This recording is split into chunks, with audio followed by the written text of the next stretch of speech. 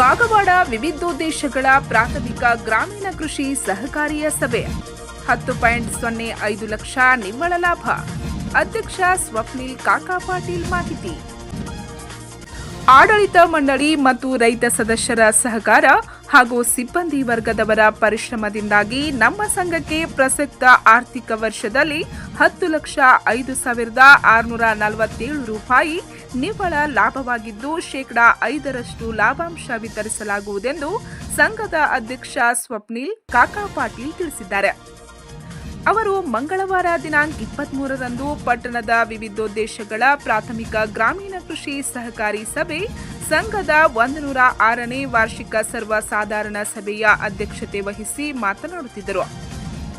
ನಾವು ಸಂಘದಲ್ಲಿ ಅಧಿಕಾರಕ್ಕೆ ಬಂದ ನಂತರ ಸಾಕಷ್ಟು ಬದಲಾವಣೆಗಳನ್ನು ಮತ್ತು ಹೊಸ ಯೋಜನೆಗಳನ್ನು ಹಮ್ಮಿಕೊಂಡು ಸಂಘದ ಅಭಿವೃದ್ಧಿಯ ಜೊತೆಗೆ ರೈತ ಸದಸ್ಯರಿಗೆ ಸರ್ಕಾರದಿಂದ ಸಿಗಬೇಕಾದ ಎಲ್ಲ ಸೌಲಭ್ಯಗಳನ್ನು ಒದಗಿಸುವ ನಿಟ್ಟಿನಲ್ಲಿ ಪ್ರಯತ್ನಿಸುತ್ತಿದ್ದು ರೈತರ ಮತ್ತು ಸಂಘದ ಅಭಿವೃದ್ಧಿಗಾಗಿ ಪ್ರಾಮಾಣಿಕವಾಗಿ ಶ್ರಮಿಸುವುದಾಗಿ ತಿಳಿಸಿದರು. ಸರ್ಕಾರ ಸಂಘವನ್ನು ಸ್ಥಾಪಿಸಿ ಇಲ್ಲಿವರೆಗೆ ಸಭೆ ಉತ್ತಮ ರೀತಿಯಲ್ಲಿ ಬೆಳೆದ ನೀತಿಯನ್ನು ಹೇಳಲು ಬಹಳ ಹೆಮ್ಮೆ ಅನಿಸುತ್ತದೆ. ಪ್ರಸ್ತುತ ಸಂಘದ ಚುನಾವಣೆಯಲ್ಲಿ ಗುರಿಹಿರಿಯರ ಸಂಘದ ಸದಸ್ಯರ ನಿಮ್ಮೆಲ್ಲರ ಆಶೀರ್ವಾದದಿಂದ ಆಯ್ಕೆಗೊಂಡು ಸಂಘದ ಕಾರ್ಯನಿರ್ವಹಿಸಲು ಹೆಮ್ಮೆ ಅನಿಸುತ್ತದೆ. ಇವು ನಮಗೆ ಹುದ್ದೆ ಸ್ಥಾನಮಾನ ಅವಕಾಶವನ್ನು ನೀಡಿದೆ. ಈ ಅವಕಾಶವನ್ನು ನಿಮ್ಮೆಲ್ಲರ ಸೇವೆ ಮಾಡುವ ಭಾಗ್ಯ ತಂದಾಗ ನನ್ನೆಲ್ಲ ಕೆಲಸಗಳನ್ನು ಬಗೆಯಿಟ್ಟು ಒಂದು ಪ್ರಾಮಾಣಿಕ ಸೇವೆ ಮಾಡಲು ಅವಕಾಶ ನೀಡುವುದಕ್ಕಾಗಿ ನಾನು ನಿಮ್ಮಲ್ಲಿ ಮತ್ತೊಮ್ಮೆ ಚುನಾವಣೆ ನೀಡುತ್ತೇನೆ. ಸರ್ಕಾರ ಕ್ಷೇತ್ರದಲ್ಲಿ ಕೆಲಸ ಮಾಡುವುದು ನಾವು ಅತ್ಯಂತ ಪ್ರಾಮಾಣಿಕತೆಯಿಂದ ರೈತರಿಗೆ ಸಮಸ್ಯೆ ಸ್ಪಂದಿಸುವಂತ ನಮ್ಮ ಹಿತ ದೃಷ್ಟಿ ನೋಡದೆ ರೈತರ ಚಿಂತನೆಯಾಗಿ ನಾವು ಕೆಲಸ ಮಾಡಬೇಕಾಗುತ್ತದೆ. ಕೆಲವೊಮ್ಮೆ ನಮ್ಮಿಂದ ಮಾಡೇ ಬಂದಿರೋದ್ರಿಂದ ನಮ್ಮ ಸಿಬ್ಬಂದಿಗಳಿಂದ ಯಾವುದೂ ತಪ್ಪುಗಳಾಗಿದ್ದರೆ ಅದಕ್ಕೆ ಮತ್ತೊಮ್ಮೆ ಎಲ್ಲ ರೈತ ಬಂಧುಗಳು ಕ್ಷಮೆ ಕೇಳುತ್ತೇವೆ.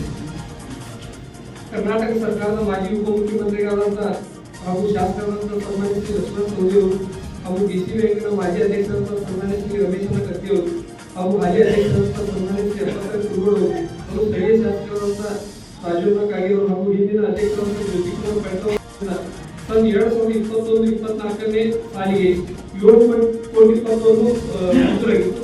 ಸನ್ 2025-27ಗೆ 10,34,83,000 ಹೆಚ್ಚಿಗೆ ಮಂಜೂರು ಮಾಡಿರುತ್ತಾರೆ. ಅಂದ್ರೆ 3,34,83,000 ಹೆಚ್ಚಿಗೆ ಆಗಿರುತ್ತದೆ. ಇದಕ್ಕೆ ನಮಗೆ ನಮ್ಮೆಲ್ಲ ರೈತರ ಪರವಾಗಿ ನಾವು ಧನ್ಯವಾದ ಅರ್ಪಿಸುತ್ತೇವೆ. ಇದು ನಾವು ಯಾವುದೇ ತಾರತಮ್ಯವಿಲ್ಲದೆ ಜಾತಿ ಬೇರೆ ಎಲ್ಲರೂ ಸಮಾನವಾಗಿ ನಾವು ಹಂಚಿರುತ್ತೇವೆ ಹೇಳಲು ಭಾರಿ ವಿಚಾರಿಸುತ್ತದೆ. ಒಟ್ಟು ನಮ್ಮ ಸಂಘದ ಸದಸ್ಯರು 2,407 ಸದಸ್ಯರಿದ್ದಾರೆ. ಇದರಲ್ಲಿ 1590 ಸದಸ್ಯರು 7,76,17,018 ರೂಪಾಯಿ ಸಾಲವನ್ನು ಮಾರ್ಚ್ವರೆಗೆ ನಾವು ಹಂಚಿಕೆ ಮಾಡಿರುತ್ತೇವೆ. ಇಂದಿನ ದಿನಾಂಕವರೆಗೆ 9,75,64,000 ರೂಪಾಯಿ ಸಾಲವನ್ನು ಹಂಚಿಕೆ ಮಾಡಿದ್ದೇವೆ. ಅದರಲ್ಲಿ 1421 ಚಿಕ್ಕ ರೈತರು ಹಾಗೂ 176 ದೊಡ್ಡ ರೈತರು ಇರ್ತಾರೆ. ನಮ್ಮ ಸಂಘಕ್ಕೆ ಷೇರು ಬಂಡವಾಳ 1,25,40,700 ರೂಪಾಯಿ. ಒಟ್ಟು ಸಂಘದ ಠೇವು 3,07,73,123. ಅದರಲ್ಲಿ ಡಿಕೆಸಿಸಿ ಸಾಲ 7,26,17,000 ಅಂದ್ರೆ ನಾವು ರೈತರ 50,000 ರೂಪಾಯಿ ಡಿಕೆ ಸಾಲ ಮತ್ತು ಖಾತೆ ಸಾಲ 1,60,68,930 ರೂಪಾಯಿ. ನಮ್ಮ ಸಂಘದ ಒಟ್ಟು ಸಾಲ 9,36,85,948 ರೂಪಾಯಿ.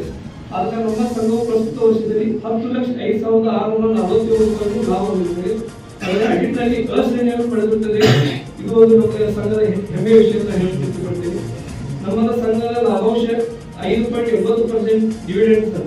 ಈ ಸಲ ಇಲೆಕ್ಷನ್ ಖರ್ಚು ಮತ್ತು ಶತಮಾನೋತ್ಸವ ಕಾರ್ಯಕ್ರಮಕ್ಕಾಗಿ ಇವತ್ತಿನ ಡಿವಿಡೆಂಡ್ ಆಗಿರ್ಬೋದು ನಮ್ಮ ಲಾಭಾಂಶ ಕಡಿಮೆ ಆಗಿತ್ತು. ಮುಂದಿನ ವರ್ಷ ನಾವು ಹೆಚ್ಚಿಗೆ ಮಾಡ್ತೀವಿ ಅಂತ ನಾವು ಇವತ್ತಿನ ಎಲ್ಲರ ಗುರಿಗಳ ಒಂದು ಸಮೂಹಗಳ ಎಲ್ಲ ರೈತರು ಭರವಸೆ ನೀಡುತ್ತೇವೆ. ವಿಶೇಷವಾಗಿ ಹೇಳಬೇಕಂದ್ರೆ ನಮ್ಮ ಸಂಘದ ಹೊಸ ಕಟ್ಟಡ 36,89,930 ರೂಪಾಯಿ ಅಂದ್ರೆ 14 ಸ್ಕ್ವೇರ್ ಫುಟ್ ಅನ್ನು ಕಟ್ಟಡದ ಕೊಟ್ಟಿದ್ದು ಗುತ್ತಿಗೆ ಕೊಟ್ಟಿದ್ದು.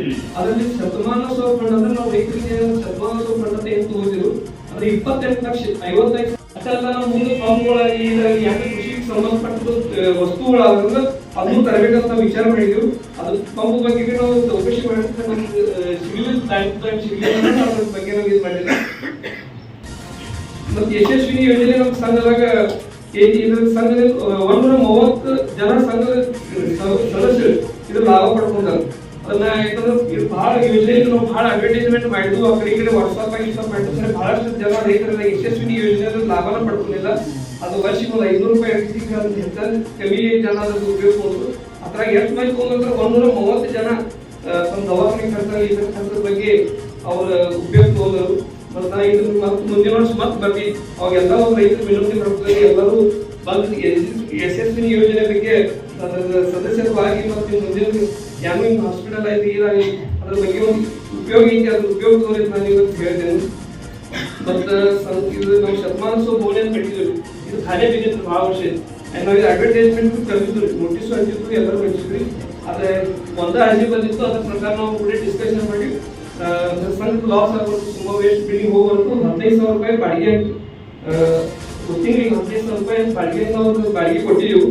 ಈಗ 4 ತಿಂಗಳಾಯ್ತು ಬಾಡಿಗೆ. ಅದ್ರ ಬಾಡಿಗೆ ಎಲ್ಲ ನಮ್ಮಲ್ಲಿ ಜಮಾಯಿಸಿ ಮತ್ತು ಇನ್ನೊಂದು ಕಡೆಗಳು ಜಾಗ ಬೇಕು, ಅದು ನಮ್ಗೆ ಯಾರಿಗೆ ಯೋಗಿದಾರ ಸಿಗ್ತದೆ ಅದನ್ನು ನಾವು ಬಾಡಿಗೆ ಕೊಡ್ತೀವಿ. ಇನ್ಶೂರೆನ್ಸ್ ರಿಪೋರ್ಟ್ ಹೋಗಿ ಜನರಲ್ ಇನ್ಶೂರೆನ್ಸ್ ತೋರಿದ್ರಿ, ಅಲ್ಲಿ ಒಟ್ಟು ನಮ್ಮ ಸಂಘದ ಸದಸ್ಯರಾಗ 1170 ಮಂದಿ ಸದಸ್ಯರಿಂದ ನಾವು ಇನ್ಶೂರೆನ್ಸ್ ಮಾಡಿದ್ವಿ. ಅಂದ್ರೆ 70 ವರ್ಷ ಒಳಗಿನ ಕಷ್ಟ ಆಗಿದೆ. ಅಂದ್ರೆ ಇದ್ರ ಉಪಯೋಗ 1170,000 ಮಂದಿಗೆ ಅಷ್ಟೇ ಇದ್ರ ಉಪಯೋಗ ಇದೆ. ಇದು 2 ಲಕ್ಷ ತನಕ ಇನ್ಶೂರೆನ್ಸ್ ಇದೆ, ಆಕ್ಸಿಡೆಂಟ್ ಇನ್ಶೂರೆನ್ಸ್ ಇದೆ. ಯಾರಿಗೆ ಆಗಬಾರ್ದು, ಅದ್ರಿಂದ ಇದ್ರದಾದ್ರೂ ಒಂದು ಇದ್ರ ಲಾಭ ಅಂತ ನಮ್ಮ ಸಂಘದಿಂದ ಮಾಡಿಕೊಂಡು ಬೆಳೆದು ಸಾಧನ ಹೇಳ್ಬೇಕಾದ್ರೆ ನಮ್ಮ ಸಂಘದಾಗ ಇವತ್ತಿಂದ 106 ವರ್ಷ ಇದೆ ಸರ್. ಈಗ ನಮ್ಮ ಸಂಘದಾಗ ಕೇವಲ BDP, CC ಸಾಲ, ಟ್ರ್ಯಾಕ್ಟರ್ ಸಾಲ ಮತ್ತು ಹೈಬೈಕ್ ಸಾಲ ಅಷ್ಟೇ ಕೊಡ್ಬೋದಿದ್ರು. ಅದನ್ನ ನಾವು ಯಾರು ಚೇಂಜ್ ಮಾಡ್ಬೇಕಂತ ಹೇಳಿ ಆಡಳಿತ ಮಂಡಳಿ ಎಲ್ಲ ಒಂಥರ ನಿರ್ಣಯ ಮಾಡ್ಕೊಂಡು ಒಂದರ ಸಾಲ ಮೂಲಕ ಸ್ವಲ್ಪ ಚೇಂಜ್ ಮಾಡ್ಕೊಂಡಿರು. ಈಗ DCC ಬ್ಯಾಂಕ್ ಪ್ರಕಾರ ಟ್ರ್ಯಾಕ್ಟರ್ ಸಾಲಕ್ಕೆ 3% ಕೊಡ್ತಾರೆ, ಹೈಬೈಕ್ ಸಾಲಕ್ಕೆ 3% ಕೊಡ್ತಾರೆ. ಅದಕ್ಕೆ ಕೋರಾಕ್ ಉದಾಹರಣೆ ಹಾಕಿದ್ರೆ ಸಾಕಷ್ಟು ರೈತರು ಫೈದಾ ಬರಾಗಿಲ್ಲ, ಬ್ಯಾಂಕಿಂಗ್ ರೂಲ್ಸ್ ಹಂಗೈತಿ, ನಮ್ಗೊಂದು ಕ್ಯಾನ್ ಮಾಡಿ ಬರಂಗಿಲ್ಲ. ಅಂದ್ರೂ ನಾವು ಕ್ಯಾನ್ ಇರ್ತದೆ, ನಾವು 3% ನಾವು ಮಾಡ್ತೀವಿ. ಮತ್ತು ಗ್ರಾಮೀಣ ಸಾಲ, BDP ಸಾಲ.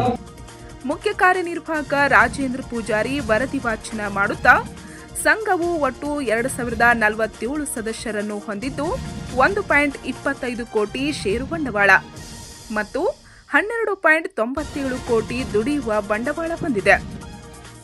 ಇನ್ನು 3.07 ಕೋಟಿ ಠೇವಣಿಗಳನ್ನು ಹೊಂದಿದ್ದು 9.36 ಕೋಟಿ ಸಾಲ ವಿತರಿಸಲಾಗಿದೆ ಎಂದರು. ಪ್ರಸಕ್ತ ಸಾಲಿನಲ್ಲಿ 88,11,610.42 ನಿಧಿ ಸಂಗ್ರಹ ಇರುತ್ತದೆ. ಗುಂತಾವಣೆಗಳು 2024-25 ಸಾಲಿನಲ್ಲಿ ಬೇರೆ ಬೇರೆ ಸಂಘ ಸಂಸ್ಥೆಗಳಲ್ಲಿ 2,57,27,641 ಮಾತ್ರ ಗುಂತಾವಣೆ ಮಾಡಿರುತ್ತೇವೆ. ವ್ಯಾಪಾರ ವಹಿವಾಟು ಪ್ರಸಕ್ತ ಸಾಲಿನ ಅವಧಿಯಲ್ಲಿ ಗೊಬ್ಬರ ಹಾಗೂ ಆಹಾರ ಧಾನ್ಯ ಸೇರಿ 1,53,255.73 ರೂಪಾಯಿ ವ್ಯಾಪಾರ ವಹಿವಾಟು ಮಾಡಿ 12,01,988 ರೂಪಾಯಿ 20 ಲಾಭ ಗಳಿಸಿರುತ್ತದೆ. ಚರಾಸ್ತಿ ಮತ್ತು ಸ್ಥಿರಾಸ್ತಿ ಪ್ರಸಕ್ತ ಸಾಲಿನ ಅವಧಿಯಲ್ಲಿ ಯಾವುದೇ ಸ್ಥಿರಾಸ್ತಿ ಕಟ್ಟಡ ಅಥವಾ ಖರೀದಿ ಮಾಡಿರುವುದಿಲ್ಲ ಅಂತ ತಿಳಿಸುತ್ತೇನೆ. ಕಾರ್ಯಕ್ರಮ ಸಂಘವು ಈ ವರ್ಷ ಕೇಂದ್ರ ಸರ್ಕಾರದ ಸಾಫ್ಟ್ವೇರ್ ಅಳವಡಿಸಿಕೊಂಡು ನಬಾರ್ಡ್ ಬ್ಯಾಂಕಿನೊಂದಿಗೆ ಆನ್ಲೈನ್ ಮೂಲಕ ಕಾರ್ಯನಿರ್ವಹಿಸುವ ಕಾರ್ಯಕ್ರಮ ಪ್ರಾರಂಭವಾಗಿರುತ್ತದೆ. ಲಾಭಾಂಶ ನಮ್ಮ ಸಂಘದ 2024-25 ಸಾಲಿನ ಲಾಭಾಂಶವನ್ನು ಆಡಳಿತ ಮಂಡಳಿಯವರು ಷೇರು ಬಂಡವಾಳ ರೂಪಾಯಿ 98,81,910 ಮೇಲೆ ಶೇಕಡಾ 5.80% ಹಂತಲು ಶಿಫಾರಸು ಮಾಡಿದ್ದು ಸರ್ವಸಾಧಾರಣ ಸಭೆಯು ಮಂಜೂರು ಕೊಡಬೇಕೆಂದು ಕೇಳಿಕೊಳ್ಳುತ್ತೇನೆ. ಸಂಕ್ಷಿಪ್ತ ವರದಿಯನ್ನು ಇಡಲು ಬಯಸುತ್ತೇನೆ. ಸದಸ್ಯರು ಪ್ರಸಕ್ತ ಸಾಲಿನಲ್ಲಿ ಒಟ್ಟು 139 ಸದಸ್ಯರನ್ನಾಗಿ ಮಾಡಿಕೊಂಡು 6 ಜನ ಸದಸ್ಯರನ್ನು ಷೇರಣ ಬಳಸಲ್ಪಟ್ಟು ಅವರ ಸದಸ್ಯರನ್ನು ಕಡಿಮೆ ಮಾಡಿ ವರ್ಷದ ಅಂತ್ಯಕ್ಕೆ 2,407 ಸದಸ್ಯರಾಗಿರುತ್ತಾರೆ. ಷೇರು ಬಂಡವಾಳ ನಮ್ಮ ಸಂಘದ ಪ್ರಸಕ್ತ ಸಾಲಿನ ಅವಧಿಯಲ್ಲಿ ಒಟ್ಟು ಷೇರು 26,84,720 ಷೇರು ಸಂಗ್ರಹಿಸಿದ್ದು 62,700 ಷೇರಣ ಫಲ ನೀಡಿದ್ದು ಮತ್ತು ವರ್ಷದ ಕೊನೆಗೆ 1,25,40,700 ಮಾತ್ರ ಷೇರಣ ದೊರೆಯುತ್ತದೆ. ಇವುಗಳು ಸಂಘದ 2024-25 ಸಾಲಿನ ಅವಧಿಯ ಅಖೀರಿಗೆ 3,7,73,323 ಸಂಘದ ಸದಸ್ಯರಿಗೆ ವಿವಿಧ ಠೇವುಗಳನ್ನು ಖಾತೆಗಳಲ್ಲಿ ಜಮೆಯಿರುತ್ತದೆ. ಸಾಲಗಳು ಸನ್ 2024-25ನೇ ಸಾಲಿನಲ್ಲಿ ರೈತ ಸದಸ್ಯರಿಗೆ ಕೃಷಿ ಸಾಲ ಅಂತ 7,94,13,000 ಹಾಗೂ ಕ್ಷೇತ್ರ ಸಾಲ 1,42,72,948 ಹಂಚಿತ್ತು. ಎಲ್ಲ ಸಾಲ ಕೂಡಿ ಒಟ್ಟು 9,36,85,948 ಮಾತ್ರ ವರ್ಷದ ಆಕೆಗೆ ಬರ್ತಕ್ಕ ಸಾಲ ಇರುತ್ತದೆ. 24-25ನೇ ಸಾಲಿನಲ್ಲಿ 10,05,647 ರೂಪಾಯಿ 97 ಪೈಸೆಯಷ್ಟು ಸಂಘದ ಲಾಭ ಗಳಿಸುತ್ತದೆ. ಗರಿಷ್ಠ ಲಾಭವನ್ನು ಆಡಳಿತ ಮಂಡಳಿಯವರು ವಿಂಗಡಣೆ ಮಾಡಿಕೊಂಡು ಸರ್ವಸಾಧಾರಣ ಸಭೆಯು ಮಂಜೂರಿಗೆ ಶಿಫಾರಸು ಮಾಡಿದ್ದು ಪರಿಶೀಲಿಸಿ ಮಂಜೂರು ಕೊಡಬೇಕು ಅಂತ ವಿನಂತಿಸುತ್ತೇನೆ. ಸಭೆಯಲ್ಲಿ ಅಗಲಿದ ಗಣ್ಯರಿಗೆ ಶ್ರದ್ಧಾಂಜಲಿ ಸಲ್ಲಿಸಲಾಯಿತು. ಗ್ರಾಮದ ಹಿರಿಯರು ತಮ್ಮ ಅನಿಸಿಕೆ ಹಂಚಿಕೊಂಡರು.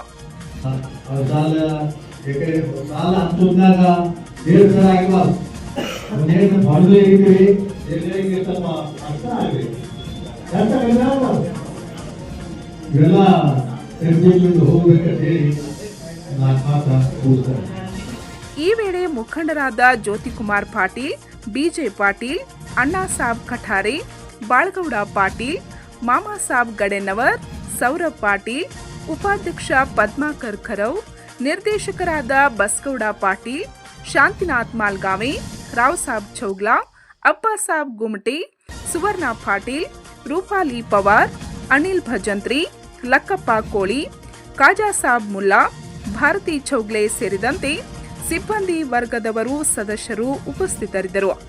ಉಪಾಧ್ಯಕ್ಷ ಪದ್ಮಾಕರ್ ಖರವ್ ಸ್ವಾಗತಿಸಿ ಪ್ರಾಸ್ತಾವಿಕವಾಗಿ ಮಾತನಾಡಿದರು. ಈ ನಮ್ಮ ಸಂಸ್ಥೆಯ ಮಾಜಿ ಅಧ್ಯಕ್ಷರಾದ ಜ್ಯೋತಿಕುಮಾರ್ ಎಲ್ಲರ ವತಿಯಿಂದ ಸ್ವಾಗತ ಬಯಸುತ್ತೇನೆ. ಅದೇ ಪ್ರಕಾರ ವೇದಿಕೆ ಮೇಲೆ ಶಾಸಕರಾಗಿರುವ ಗಣ್ಯಮಾನ್ಯರಾದ ವಿಶ್ರಾಂತ ಪ್ರಾಚಾರ್ಯ ಶ್ರೀ ವಿಜಯ ಪಾಟೀಲ್ ಸರ್ ಹಾಗೂ ಮಾನ್ಯ ಶ್ರೀ ಅಣ್ಣಾ ಸಾಹೇಬ್ ಕಠಾರೆ, ಶ್ರೀ ರಮೇಶ್ ಶಿಂದೆ, ಶ್ರೀ ಮಾಮಾ ಸಾಬ್ ಹಾಗೂ ಬಾಳಗೌಡ ಪಾಟೀಲ್ ಇಬ್ಬರೂ ಸಹಿತ ಆಡಳಿತ ಮಂಡಳಿ ವತಿಯಿಂದ ಹಾಗೂ ಎಲ್ಲ ಸದಸ್ಯರ ವತಿಯಿಂದ ಹಾರ್ದಿಕ ಸ್ವಾಗತವನ್ನು ಬಯಸುತ್ತೇನೆ. ಬಸವರಾಜ್ ಕೋರೆ ನಿರೂಪಿಸಿದರು. ಪವನ್ ಪಾಟೀಲ್ ವಂದಿಸಿದರು. ಪಂಚ್ ನ್ಯೂಸ್ಗಾಗಿ ಕಾಗವಾಡದಿಂದ ಬಸವರಾಜ್ ತಾರ್ದಾಳೆ.